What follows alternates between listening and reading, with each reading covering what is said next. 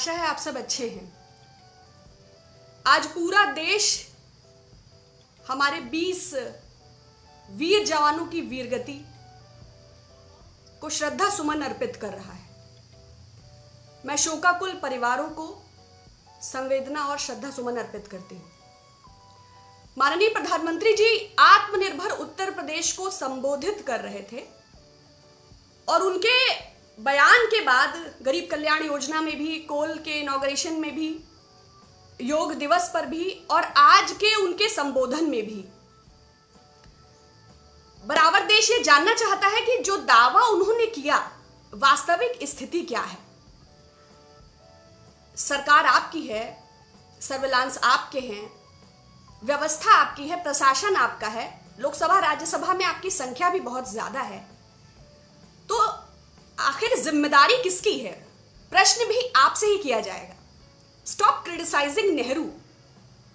उन्होंने संसद बुला के एक एक प्रश्न का उत्तर दिया था। आपने तो प्रेस कॉन्फ्रेंस भी नहीं किया। आपके संबंध मिस्टर शी जिनपिंग से बहुत अच्छे थे।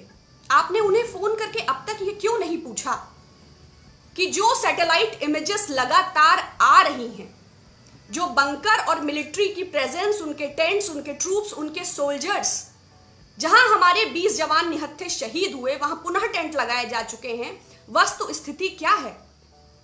आप नेशन को कॉन्फिडेंस में क्यों नहीं ले रहे हैं? क्यों आपके स्टेटमेंट्स कंट्राडिक्टरी और मिसलीडिंग है?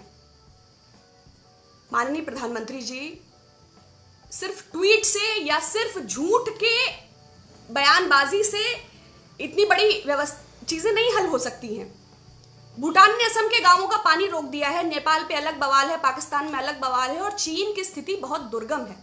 आपने सर्वदलीय बैठक में जो बयान दे दिया, चाइना उसको बराबर इस्तेमाल कर रहा है। फिंगर 4 से फिंगर 8 तक पुनः अतिक्रमण है। पेंगोंग सो में हम बराबर इमेजेस देख रहे हैं। तो क्या सारे रक्षा विशेषज्ञ झूठ बोल रहे हैं? पूर्व लेफ्टिनेंट जनरल, कर्नल, मेजर सब झूठ बोल रहे हैं।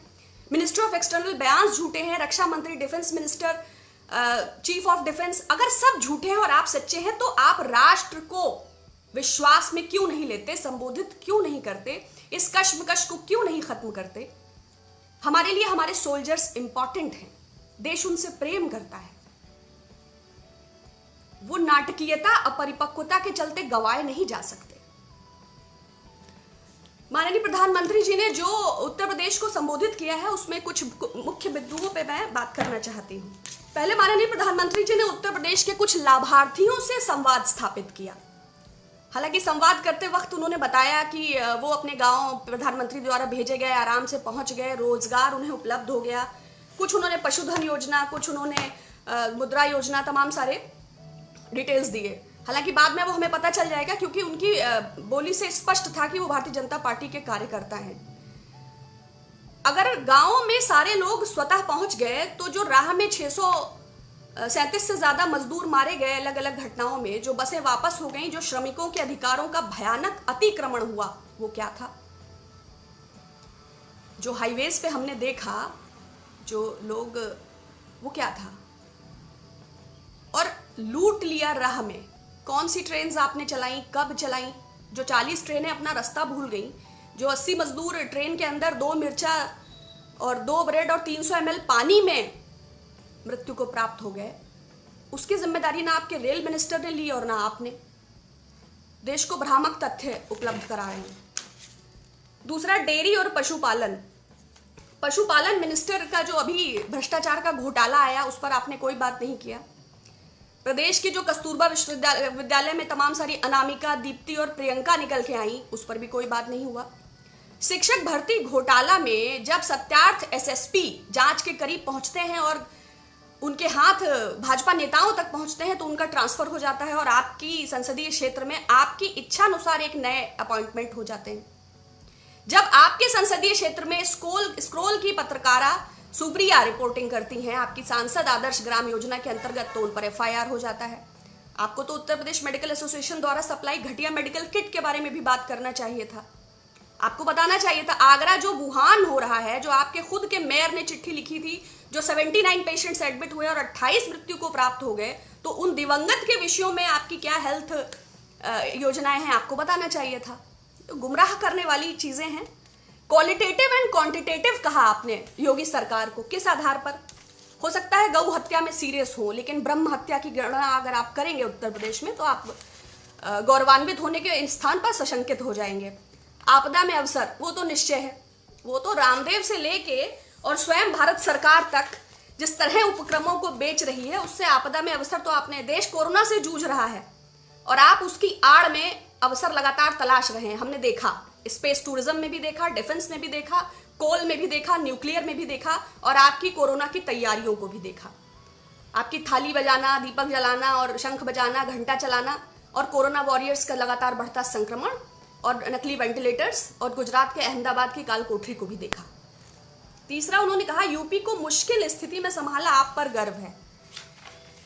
अब आप उत्तर प्रदेश की स्थिति की विराट उपलब्धियां, क्या विराट उपलब्धियां हैं? क्या शिक्षा मित्रों का मैटर सॉल्व हुआ है? क्या बीपीएड का मैटर सॉल्व हुआ है? क्या उर्दू शिक्षकों की भर्ती का मैटर सॉल्व हुआ है? क्या अनुदेशकों की भर्ती का मैटर सॉल्व हुआ है? उनके प्रदर्शनों को लगातार दमनात्मक तरीके से उत्तर प्रदेश में युवाओं की हालत बहुत गंभीर है। जिस स्थिति में उत्तर प्रदेश के युवा हैं और जो उत्तर प्रदेश में भ्रष्टाचार की स्थिति है, प्रशासन से उत्तर प्रदेश के मुख्यमंत्री योगी सरकार का कोई तालमेल नहीं है और तंत्र सड़ चुका है और दलाल तंत्र बुरी तरह सक्रिय है। पूरा आपका विभाग और आपके जो जिन बाबुओं की आप तारीफ कर रहे हैं, तो थोड़ा गहराई से, थोड़ा सूक्ष्म अवलोकन करना चाहिए। आप भारत के प्रधानमंत्री हैं, झूठ आपको शोभा नहीं देता। आपने प्रधानमंत्री जी ने तुलना की यूरोप के इंग्लैंड, फ्रांस, इटली, स्पेन की जनसंख्या से उत्तर प्रदेश की कुल जनसंख्या 24 करोड़। उन्होंने कहा कि अमेरिका की जनसंख्या 33 करोड़ है। माननीय प्रधानमंत्री जी ने अपने पूरे 6 बरस के कार्यकाल में कोई छुट्टी नहीं ली। उनकी लगातार विदेश यात्राएं थी। एक ही बार उन्होंने छुट्टी ली जब उत्तर प्रदेश के चुनाव थे। निश्चय ही उत्तर प्रदेश महत्वपूर्ण है, क्योंकि नोटबंदी उत्तर प्रदेश चुनाव जीतने की दिशा में सीधा सीधा प्रयास था और भारत की सत्ता को हथियाने में सबसे बड़ा सूबा उत्तर प्रदेश, हिंदी भाषी बेल्ट। तो माननीय प्रधानमंत्री जी, इसमें कोई संशय नहीं है, आपने पूर्व में भी प्रमाणित किया है। तीसरा जो है, परीक्षा माफिया का भी आपने कोई जिक्र नहीं किया। 10 से 12 लाख रुपया प्रति अभ्यर्थी लिया गया है, लिखा पढ़ी में है, एसटीएफ ने जांच किया है, मेरे वक्तव्य नहीं है। बेसिक शिक्षा मंत्री सतीश द्विवेदी को निष्कासित करने के स्थान पर आप जांच करने वालों का स्थानांतरण कर देते हैं। ये तो मतलब, ये भी आपदा में अवसर है। और ज्यादा मुश्किल स्थिति नहीं है, बस मैगलगंज में एक युवा अपनी जेब में एक चिट्ठी लिख के ट्रेन के सामने कूदा था। अभी थोड़े 2 दिन पहले भी एक परिवार ने नौकरी गंवाने और आर्थिक तंगी के चलते तो थोड़ी बहुत आत्महत्याएं हो रही हैं, क्योंकि रोजगार के अभाव में और आपदा अवसर में आपने ना तो किसी का किराया माफ किया, जो छोटी मोटी दुकान चलाते हैं, पार्लर हैं, बुटीक हैं, तमाम सारे स्टोर्स हैं, अगर आप उनके किराए को आधा भी कर देते तो उन्हें राहत होती, मगर वो बंद होने की कगार पर है, स्पेशली शॉपकीपर्स और छोटे लोग। आपने आत्मनिर्भर अभियान लगा रखा और स्कूल की फीस, पूछिए गार्जियंस किस कदर परेशान हैं इस वजह से। तीसरा, आत्मनिर्भर का जो आप मुद्रा योजना के जो डेटा हैं, 50,000 से कम जिन लोगों ने रोजगार लिया है, आप जो डेटा दिखा रहे हैं, आप ये बताइए क्या 50,000 पान की दुकान और पकौड़े की दुकान खोलने के लिए भी 50,000 से ज्यादा की आवश्यकता होती है? और आप 11 लाख रुपए के व्यक्ति से संवाद कर रहे थे जो ये कह रहा है कि हमने अपने व्यापार में विस्तार किया है, 4 लोगों को नौकरी दी है। कैसे ये संभव है? रुपए और डॉलर की कीमतों में जमीन और आसमान का अंतर है। भले ही आपने पेट्रोल डीजल बराबर कर दिया है, लेकिन अभी जो अवमूल्यन है समाज का और रुपए का, प्रति व्यक्ति आय घटी है और खर्चे की तो कोई सीमा ही नहीं है। तो मध्यम वर्ग को समझते हुए, निम्न वर्ग को समझते हुए आपको बयान देने चाहिए। बहुत गैर जिम्मेदार है। ना तो कोई डायरेक्ट बेनिफिट ट्रांसफर किया, ना एमएसएमईज को कोई नकद सहायता दिया। ऋण लेने को, लोन या कर्ज देने को 35 लाख से ज्यादा लोगों ने अपने पीएफ से रोटी खाने के लिए पैसा निकाला है। तो can you imagine what exactly the situation of the middle class, what people really are facing. तो अगर आपको आत्मनिर्भर लोगों की चिंता होती तो एमएसएमईज को आपने ये हाल ना किया होता। और आप उत्तर प्रदेश में हैं, आगरा के 5,000 जो जूता उद्योग से जुड़े हुए लोग थे, जिनसे 4 लाख लोग संबद्ध थे अलग अलग टुकड़ों में, बार बार उन्होंने सरकार से गुजारिश की। बरेली में 300 दुकानें हैं सुरमा की, बार बार उन्होंने सरकार से लॉकडाउन के दौरान गुजारिश की। मुरादाबाद में पीतल के कारोबार से जुड़े 30,000 लोग हैं। बार बार उन्होंने कहा कि लॉकडाउन में सरकार हमारी मदद करे, लेकिन सरकार ने अब आत्मनिर्भर भारत का पूरे फुल पेज का नवभारत टाइम्स में आज ऐड है, लेकिन जब लोगों को जरूरत होती है तो ये सरकार कहीं मौजूद नहीं होती, ना राज्य स्तर पर और न केंद्र स्तर पर। इसके अलावा बनारस आपका संसदीय क्षेत्र है। सबसे बुरी हालत बनारस के बुनकरों की है। पहले आपके तबलीगी प्रोपेगेंडा के चलते उन लोगों का जीवन वैसे ही दूभर हो चुका है और उनका काम धंधा बुरी तरह ठप हो गया है। तो पूरे प्रदेश को छोड़िए, आप अपने संसदीय क्षेत्र की ही स्थिति संवार लें तो बहुत बड़ा आपका उपकार है। और कारवा ने इस पर बहुत डिटेल्ड रिपोर्ट किया है, उसमें पूरा डेटा एनालिसिस है, तो if you want to check it you can go through. तीसरा, 3.25 करोड़ महिलाओं के अकाउंट में आपने पैसे डाले हैं। आपने कहा 24 करोड़ आबादी है, इसमें कितने % है जो वेल ऑफ है, जो रिच है? 16 लाख तो कर्मचारी हैं जिनको उन्होंने वेतन दिया था, उस समय सरकार ने खुद ये डेटा स्वीकार किया था। अब आप बताइए कि 3.25 करोड़ महिलाओं में आपने धन अगर डाला है तो बाकियों की स्थिति आप समझ सकते हैं। सिलेंडर की कीमत आपको पता होगी और सब्जी भी आपको मालूम होगी क्या भाव है। तो ये सब बहुत काल्पनिक है।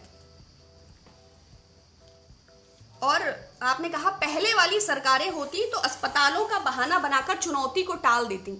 माननीय प्रधानमंत्री जी, 6 बरस हो चुका है, ये 70 बरस का रोना आप कब बंद करेंगे? जो भी अस्पताल हैं, जो भी संस्थान हैं, जो भी विश्वविद्यालय हैं, शिक्षा, सड़क, स्वास्थ्य, सुरक्षा के संदर्भ में जो कुछ भी किया गया है वो विगत 70 वर्षों में हुआ है। और आपका ये दोगलापन, आपका ये छोटापन आपको बहुत ओछी श्रेणी में खड़ा कर देता है। जो आप बेच रहे हैं वो सारी विरासत है। जैसे 16 साल का लड़का अपनी माँ से कहता है आपने हमारे लिए किया क्या है, 9 माह गर्भ में रखा है, हमारी अस्थि मांस मेरू मज्जा से आप बने हैं। तो आपको देश का ये उत्तर है देशवासियों का कि 70 बरस में तमाम लोगों ने, बहुत सारे लोगों ने मिलकर इस व्यवस्था को खड़ा किया है, जिसे आप धूल धूसरित कर रहे हैं, अपमानित कर रहे हैं, जिसे आप लगातार डैमेज करने की कोशिश कर रहे हैं, जिसे आप लगातार कैप्चर करने की कोशिश कर रहे हैं, जिसमें आप लगातार अपने लोगों को बिठाने की कोशिश कर रहे हैं, जिसको आप लगातार धूमिल करने की कोशिश कर रहे हैं। आप बताइए कि आपने 6 साल में हेल्थ एंड इंफ्रास्ट्रक्चर पे क्या इन्वेस्टमेंट्स किए हैं? आप चाहते तो अंबानी और अडानी ने अब तक बहुत बेहतर अस्पताल खड़े कर दिए होते, तो आपने क्यों नहीं अब तक चीजें करी? तो इसलिए ये बहुत ही आपके मुंह से शोभा नहीं देता है, ये गलत है। आप स्वीकार करिए, उत्तर प्रदेश में जो किया है वो सपा और बसपा की सरकारें थी, निश्चय उन्होंने किया। तो show some gratitude to those who have already worked, they are all not fools. किसी की जर्नी पे ऐसे पांव नहीं रखते हैं। Be respectful to others, show some dignity and respect, it's equally important. It must be, मतलब हम आपसे एक्सपेक्ट करते हैं एज अ प्राइम मिनिस्टर कि आपकी लैंग्वेज दूसरों के लिए भी उतना ही अप्रिशिएबल हो जैसा आप अपने लिए आशा करें, इजंट इट? दूसरा, आपने कहा सड़कें और इंटरनेट लाइनें। प्रधानमंत्री रोजगार योजना पहले से थी, प्रधानमंत्री सड़क योजना पहले से थी। आप आए, आप कर रहे हैं, आपके बाद कोई और आया वो करेगा। जब सूचना प्रौद्योगिकी आई, जब बैंक्स बनाई गई, तो जाहिर बात है जनधन खाते भी आएंगे, इंटरनेट लाइनें भी डाली जाएंगी। तो श्रेय लेने का मतलब ये नहीं है कि दूसरे के हितों को आप कुचल के आगे चले जाएं। आधुनिक यंत्र दिए गए, अत्याधुनिक मशीनें दी गई, इसका कोई स्पेसिफिक डेटा नहीं है। अगर ऐसा होता तो निश्चय ही अखबारों ने इसको कवर किया होता। जो लाभार्थी 30 लाख आप देख रहे हैं वो भले ही आपको दिव्य नेत्रों से दिख रहे हो, but we are unable to see it. I don't trust, क्योंकि अगर ऐसा होता तो निश्चय ही हमको अल्टरनेट मीडिया के माध्यम से इतना ज्ञात होता। 1 डिस्ट्रिक्ट 1 प्रोडक्ट, इंडस्ट्रियल क्लस्टर्स, मैं फिर से कहूंगी, भदोही का कालीन उद्योग हो, फिरोजाबाद का चूड़ी उद्योग हो, अलीगढ़ का ताला उद्योग हो, उत्तर प्रदेश के बुनकर, कामगार और कारीगर। पहले आपका तबलीगी प्रोपेगेंडा, दूसरा कोरोना का संकट, तीसरा आपके अदूरदर्शी लॉकडाउन, और चौथा आपकी सरकार का किसी भी प्रकार का डायरेक्ट सहायता ना करना। लाखों करोड़ों लोगों पर जीविका का संकट है। लोग बराबर मर रहे हैं, भूख से भी, आत्महत्या से भी, तंगी से भी और रोजगार के अभाव में भी। आपने कहा किसानों को मंडी से बाहर बेचने का अधिकार मिल गया। अगर आप होते और पहले दूसरे लॉकडाउन की स्थिति को देखते, फल, फूल और सब्जी का कारोबारी पूरी तरह ध्वस्त हो गया, पूरी तरह ध्वस्त हो गया। ये बिल्कुल गलत है।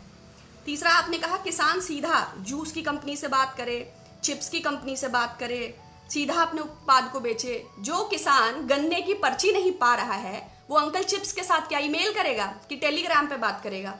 या कौन सा ऐप आपने नया डाउनलोड करना है वो बताइए। आपने कहा माता की मृत्यु दर और शिशु मृत्यु दर में 30% की गिरावट, बिहार के बाद उत्तर प्रदेश कुपोषण में नंबर 1 है, माइंड इट। और ये वही उत्तर प्रदेश है जहां मिड डे मील में नमक रोटी मिलता है, 1 लीटर दूध में पानी मिला के 32 बच्चों को बांटते हैं, और चूहा कॉकरोच मिलना इट्स वेरी वेरी कॉमन। तीसरा आपने कहा कानून का राज कायम हो रहा है। इस पर तो ज्यादा टिप्पणी करना ठीक नहीं है, क्योंकि ठोको पॉलिटिक्स है यहाँ पर। एनकाउंटर के मामले में भी हमने देखा, ह्यूमन राइट्स के मामले में भी हमने देखा, तो मैं इस पर कुछ ज्यादा कहना नहीं चाहती हूँ। दुनिया के इन्वेस्टर्स की नजर है, कहाँ पर नजर है? इन्वेस्टर्स समिट हो, चाहे वाइब्रेंट इंडिया, चाहे वो स्तरीय राष्ट्र स्तर पर, चाहे जो हो, आपके 5-7 उद्योगपतियों को छोड़ दिया जाए तो बाकी लोगों को अगर मोटरसाइकिल भी फाइनेंस करती है तो 2 दर्जन पेपर चाहिए होते हैं। बहुत समस्या है ये। आपको लगता है ये जो इस अनोखे टाइप का विकास है ये मात्र आईटी सेल और फोटोशॉप में ही दिखाई पड़ता है। Actually situation is very very very poor. So मैं माननीय प्रधानमंत्री जी से ये अनुरोध करती हूं कि कृपया स्पष्ट बोलें, सत्य भाषण करें, क्योंकि इतिहास हम खुद क्या है ये हम नहीं समझ सकते हैं। अभी नेहरू जी की पुण्यतिथि थी, पूरी दुनिया ने उन्हें एज अ स्टेट्समैन सेलिब्रेट किया। कितना भी आईटी सेल डैमेज करे, जिसने जो किया है वो, चाहे वो हिटलर हो, चाहे वो सद्दाम हुसैन हो, चाहे वो गद्दाफी हो, चाहे वो स्टालिन हो, चाहे वो माओ ज़ेडोंग हो, चाहे वो लेनिन हो, चाहे वो बेन अली हो, चाहे वो इदरीसी हो, चाहे वो हुस्नी मुबारक हो, सबने ये कोशिश की है कि media, radio, TV channel, internet पे पांव रख के अपनी बड़ी बड़ी मूर्तियां और पोस्टर लगा के हम अमर हो जाएंगे, लेकिन ऐसा होता नहीं है। जैसे दुनिया नेहरू जी को स्टेट्समैन की तरह सेलिब्रेट कर रही है, ऐसा ना हो दुनिया आपको सेल्समैन की तरह सेलिब्रेट करे। तो देश की नागरिक होने के नाते मैं आपसे सत्य की आशा करती हूँ। बहुत धन्यवाद, फिर बात हो।